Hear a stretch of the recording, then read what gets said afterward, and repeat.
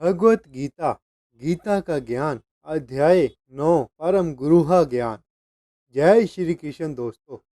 8वें अध्याय में आप लोगों ने जाना भक्ति पूर्वक भगवान श्री कृष्ण का आजीवन स्मरण करते रहने से और विशेषता मृत्यु के समय ऐसा करने से मनुष्य परम धाम को प्राप्त करता है। और अब अध्याय 9 परम गुरुहा ज्ञान। श्री भगवान ने कहा, है अर्जुन, क्योंकि तुम मुझसे कभी ईर्ष्या नहीं करते, इसीलिए मैं तुम्हें यह परम गुरुहा ज्ञान तथा अनुभूति बतलाऊंगा, जिसे जानकर तुम इस संसार के सारे क्लेशों से मुक्त हो जाओगे। यह ज्ञान सब विद्याओं का राजा है, जो समस्त रहस्यों में गोपनीय है।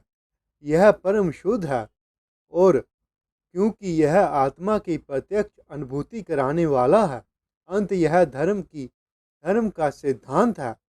यह अविनाशी है और अत्यंत सुखपूर्वक संपन्न किया जाता है। परंतप जो लोग भक्ति में श्रद्धा नहीं रखते, वह मुझे प्राप्त नहीं कर पाते।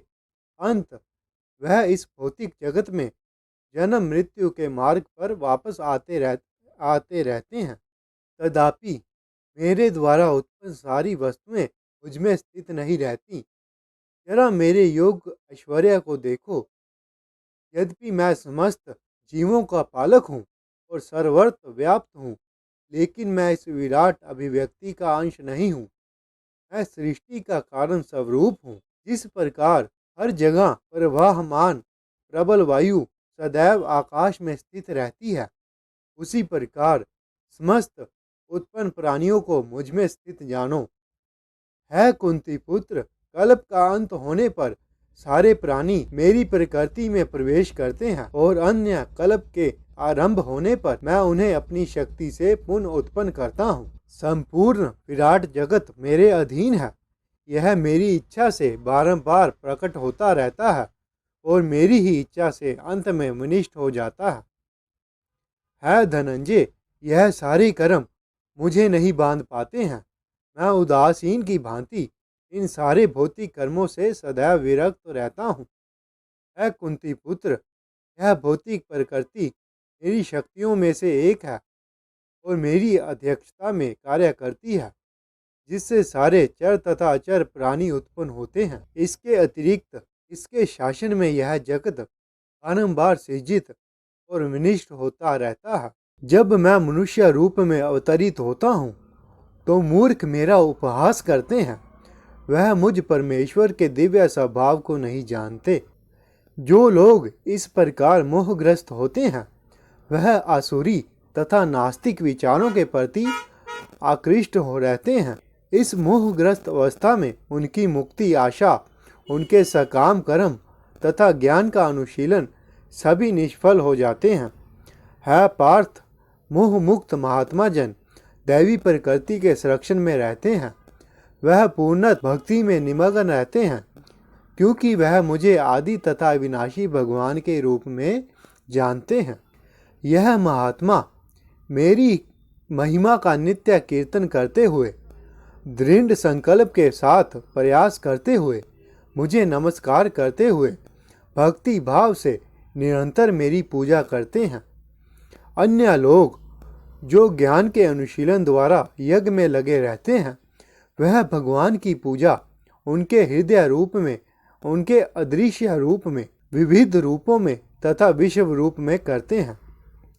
किंतु मैं ही कर्म कांड, मैं ही यज्ञ, पितरों को दिया जाने वाला अर्पण, औषधि, दिव्य ध्वनि, घी, अग्नि तथा आहुति हूँ।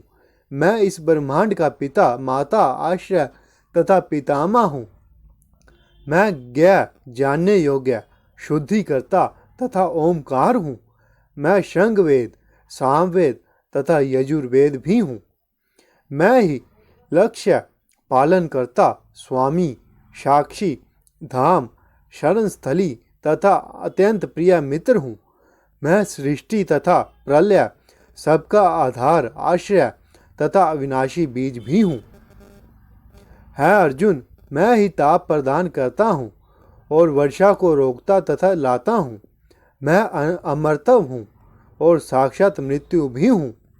आत्मा तथा पदार्थ दोनों मुझ में ही हैं। जो वेदों का अध्ययन करते तथा सोमरस का पान करते हैं, वह स्वर्ग प्राप्ति की गवेचना करते हुए अप्रत्यक्ष रूप से मेरी पूजा करते हैं। वह पाप कर्मों से शुद्ध होकर इंद्र के पवित्र स्वर्गिक धाम में जन्म लेते हैं, जहाँ वह देवताओं का सा आनंद भोगते हैं। इस प्रकार जब वह विस्तृत स्वर्गिक इंद्रिया सुख को भोग लेते हैं और उनके पुण्य कर्मों के फल क्षीण हो जाते हैं, तो वह मृत्यु लोक में पुण्य लौट आते हैं। इस प्रकार जो तीनों वेदों के सिद्धांतों में दृढ़ रहकर इंद्रिया सुख की गवेचना करते हैं, उन्हें जन्म मृत्यु का चक्र ही मिल पाता है।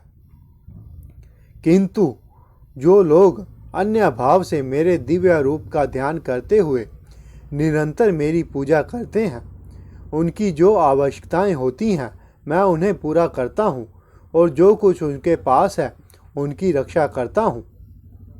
है कुंती पुत्र, जो लोग अन्य देवताओं के भक्त हैं और उनकी श्रद्धा पूर्वक पूजा करते हैं, वास्तव में वह भी मेरी पूजा करते हैं, किंतु वह यह त्रुटिपूर्ण ढंग से करते हैं।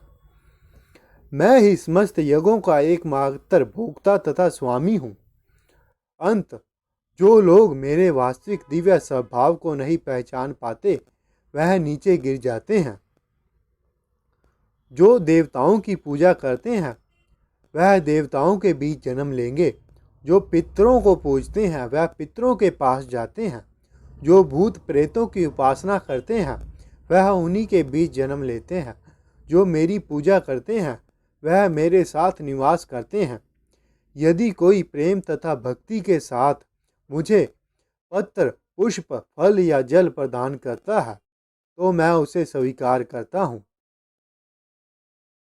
है कुंती पुत्र, तुम जो कुछ करते हो, जो कुछ खाते हो, जो कुछ अर्पित करते हो या दान देते हो, और जो भी तपस्या करते हो, उसे मुझे अर्पित करते हुए करो। इस तरह तुम कर्म के बंधन तथा इसके शुभ अशुभ फलों से मुक्त हो सकोगे। इस संन्यास योग में अपने चित्त को स्थिर करके तुम मुक्त होकर मेरे पास आ सकोगे। मैं ना तो किसी के से द्वेष करता हूँ, ना ही किसी के साथ पक्षपात करता हूँ। मैं सबों के लिए एक समान हूँ, किंतु जो भी भक्ति पूर्वक मेरी सेवा करता है, वह मेरा मित्र है, मुझ में स्थित रहता है और मैं भी उसका मित्र हूँ। यदि कोई जघन्य से जघन्य कर्म करता है, किंतु यदि वह भक्ति में रत रहता है, तो उसे साधु मानना चाहिए, क्योंकि वह अपने संकल्प में अडिग रहता है। वह तुरंत धर्मात्मा बन जाता है और स्थायी शांति को प्राप्त होता है। है कुंती पुत्र, निडर होकर घोषणा कर दो कि मेरे भक्त का कभी विनाश नहीं होता है पार्थ, जो लोग मेरी शरण ग्रहण करते हैं, वह भले ही निम्न जन्मा स्त्री, वैश्य तथा शूद्र हो, वह परम धाम को प्राप्त करते हैं।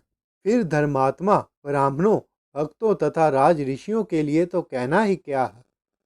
अंत इस क्षणिक दुखमय संसार में आ जाने पर मेरी प्रेमा भक्ति में अपने आप को लगाओ। अपने मन को मेरे नित्य चिंतन में लगाओ। मेरे भक्त बनो, मुझे नमस्कार करो और मेरी ही पूजा करो। इस प्रकार मुझ में पूर्णता तल्लीन होने पर तुम निश्चित रूप से मुझको प्राप्त होगे। इस प्रकार श्रीमद् भगवत गीता के 9वें अध्याय परम गृह ज्ञान का भक्ति वेदांत तात्पर्य पूर्ण होता है। जय श्री कृष्ण।